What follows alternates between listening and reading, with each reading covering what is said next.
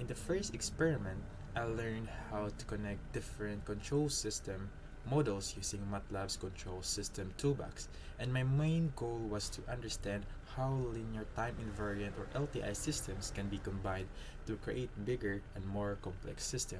And I started by defining two simple terms function models, which is H1 and H2. And these models represent systems mathematically using Laplace variable, which is S.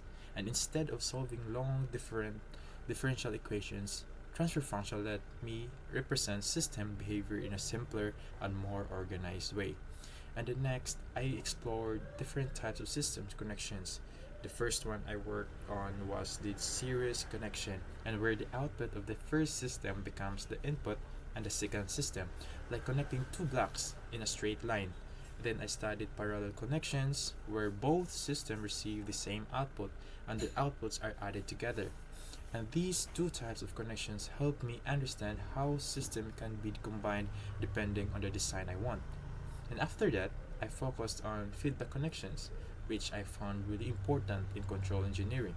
In a feedback system, the output is sent back and compared with the input to reduce errors, which helps improve stability and performance. And I learned that MATLAB assumes negative feedback by default, which is commonly used to make systems more stable. And I also practice building block diagrams and computing the closed loop transfer function to see how the system behaves when feedback is applied. And finally, I explored more advanced ways of connecting systems like concatenating inputs and outputs to form MIMO or multi-input, multi-output system. And I also used the connect function to build more complex block diagrams in a systematic way. And another important lesson I learned was about representing rules, where MATLAB automatically converts models like transfer function into state space form when needed.